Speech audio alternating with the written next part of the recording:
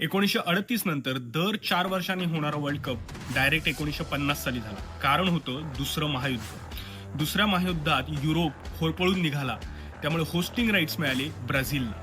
पण ब्राझील बरोबर अर्जेंटिनाचं भांडण होतं. मग अर्जेंटिनानी वर्ल्ड कपवर टाकला बहिष्कार. युरोपातले बरेचसे देश यायला तयार झाले नाहीत, कारण अर्थातच दिवाळखोरी. फ्रान्स आलं नाही, जर्मनी ऑलरेडी फिफाच्या बाहेर पडलेलं. ब्रिटन मात्र यावेळी पहिल्यांदा फिफाचं सदस्य झालं आणि त्यामुळे वर्ल्ड कपला आलं.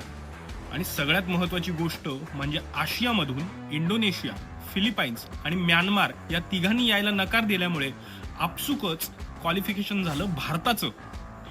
भारताला चान्स होता, पण आपल्या फुटबॉल महासंघाने सांगितलं की आमच्याकडे पैसे नाहीत आणि आम्हाला ऑलिम्पिक्स जास्त महत्त्वाचे वाटतात, त्यामुळे ते फुटबॉल वर्ल्ड कपला आले नाहीत. असं करून शेवटी 13 टीम दाखल झाल्या.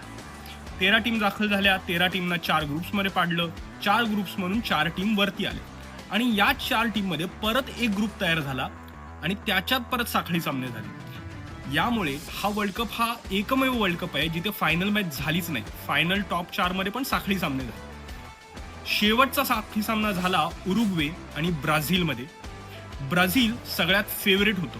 2 लाख प्रेक्षकांच्या समोर माराकाना स्टेडियममध्ये ब्राझील जिंकणार याची सगळ्यांना खात्री होती.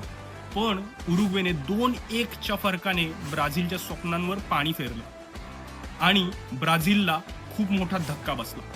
धक्का एवढा मोठा की बऱ्याच लोकांनी त्याचं वर्णन ब्राझीलचं हिरोशिमा असं केलं.